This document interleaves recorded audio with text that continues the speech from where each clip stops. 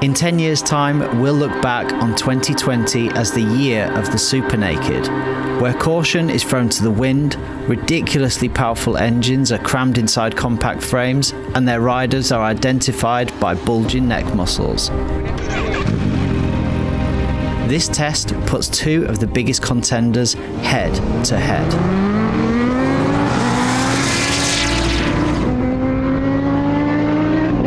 The Kawasaki Zh2 is the all-new king of the Z Kingdom, a lineage famous for bang-for-buck naked fun, great engines, build quality and reliability. The Zh2 reigns over them all. A 1000cc supercharged inline-4 with 200 PS and 101 foot-pounds of torque, using forced induction to send this ship into warp speed. KTM's all-new 1290 Super Duke R, the Beast 3.0, is back for another round. Refined, tweaked, and in a more athletic form, the Beast's bite is sharper than ever. The Super Duke's 1300cc V-twin delivers 180 horsepower and 103 foot-pounds of pure muscle and weighs 189 kilos dry. And spoiler alert, both of these bikes have got enough power to take your head clean off.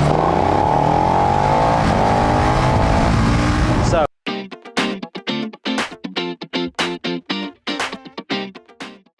Ollie, we're at the airfield and we are going to work out which one of these Super Nakeds is faster. So I'm thinking like 0 to 100 or 0 to 130, what do you think? Yeah, 0 to 130. I think they've got quite high top speed, so I think that's a generous. And then roll on, I was thinking like 40 through to 120, third, fourth, fifth and sixth gear. Yeah, through the box. Yeah, sounds really good. I think that'll be a good comparison, to be honest. Good. And who's your money on? I haven't ridden both of them. I know that thing is an absolute torque monster. The Super Duke is just unreal. You know, it's got 140 Newton meters torque, 180 horsepower, sitting at around 200 kilos. Same torque, you know, slightly more horsepower, but it's, you know, sat 30, 35 kilos more. So probably more planted, but high top speed maybe, but up to 100, I think the Super Duke's got it. Well, let's find out. Sounds good. Just for the record, I think this is going to win. But let's go and find out. Let's get it on. Nice.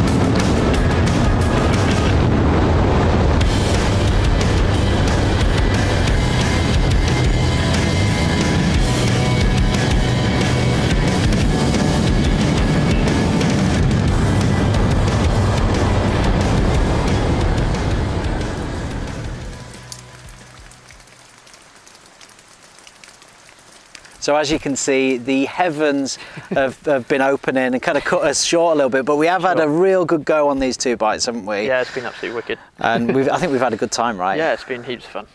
The results?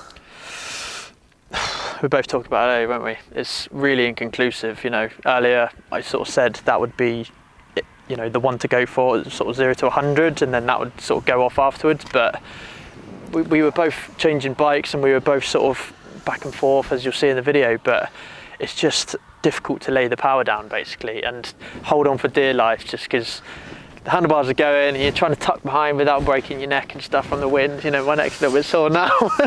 But you know, like you said, it's inconclusive, I'd say. But I mean, these super naked are very different. You know, like my Definitely. bike, my Gixxer 750, not as fast as these, but I can go up and down this airfield, no problems, 140, no dramas, you know, and you put your head up and you think, crikey, I'm doing 140. Definitely. These things, you know you're doing that sort of speed. For sure. And on this one, on the ZH2, you know, you're constantly, if you're in that power, you're constantly skipping on the road, and because it's got no steering damper, it's a scary experience. Definitely. And that thing just wants to wheelie all the It's just time. an absolute wheelie machine, isn't it?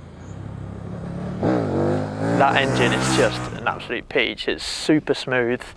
Anything, you can ride it around at whatever gear, whatever speed you want. It will just pick up and not clatter and, you know, judder a little bit like the V-twin characteristically does.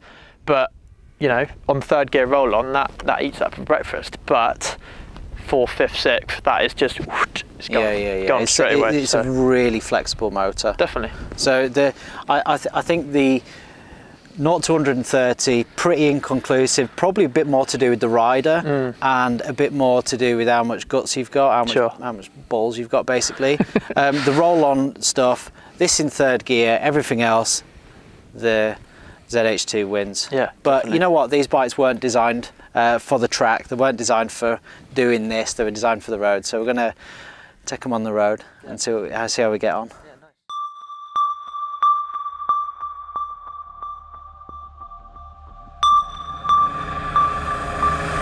The ZH2 shines on the road. Wherever and whenever fast and smooth progress is the aim, the silky smooth and powerful engine combined with a rock-solid chassis and adjustable shower suspension, soaking up any uneven road surfaces. Kawasaki's market research said their customers wanted a powerful naked bike that was easy to ride and could be ridden every day. They have delivered on this to perfection. The ZH2 is an incredibly comfortable place to be. All-day comfortable riding position and a beautifully silky smooth motor that can be as easily ridden on a trip to the corner shop as it can be cruising at 120 miles an hour on the Autobahn. Suspension set up plush, sure-footed, planted, and the swung-back bars providing a less intense and more relaxed feel.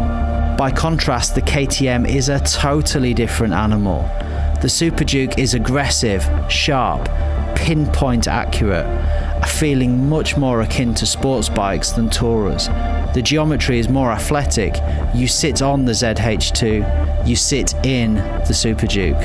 An all-new chassis and WP suspension combined with Bridgestone S22 tyres to give an uncompromised naked bike that will devour many a sports bike on track. With devastating accuracy, the KTM is undeniably the sharper track tool when compared to the ZH2. And the brakes, no quicker than your eyes have been repositioned from the back of your skull that they are at risk of flying out entirely the other way. Brembo Stylema calipers being the culprit, delivering what feels like fork-bending levels of stopping power. And this is where the differences start to show. With a more upright position and bigger feel, the ZH2 feels more orientated towards longer distance and comfortable work, whereas the 1290 Super Duke feels and rides firmer and harder, a more sporty and more aggressive stance. Harnessing the power of these bikes is no mean feat. Excellent electronic packages controlling all aspects of the bikes. Lean angle sensors, multi-level traction control, launch control, wheelie control, rider modes. The KTM even features a Supermoto mode which enables the rear wheel to slide while keeping the front ABS working. It's really clever stuff. When KTM called the Super Duke the Beast, they hit the nail squarely on the head. It barks like a pit bull ready to be let off its leash. And by contrast, the Kawasaki is definitely not a beast. But don't get me wrong, I wouldn't call an F35 Jet a beast either. I'm labelling the ZH2 a heat-seeking missile. By definition, naked bikes are motorcycles with the fairings removed, and depending on which side of the fence you sit on, it can be, well, a bit awkward looking. The Super Duke is angular, its razor-sharp lines bringing beauty to the beast. The classic KTM orange carefully mixed with blue, and it works. That single-sided swing arm is a thing of beauty, and the feel of the build quality is nothing short of brilliant. The Tsugomi styling of the ZH2 is arguably less beautiful than the Duke, its powerful front end blunt in comparison at first glance, and the fine details don't shout premium in the same way that the Duke's does. But beauty is often found somewhere between chaos and order, and with the Z, it's about discovering new angles and line work that you may have not first seen.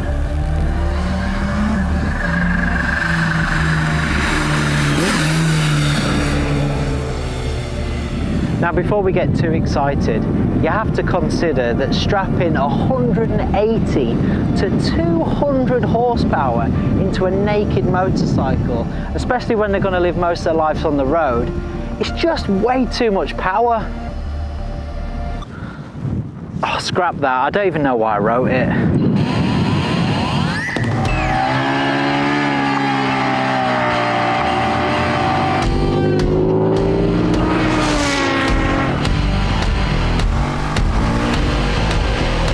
Now for the conclusion.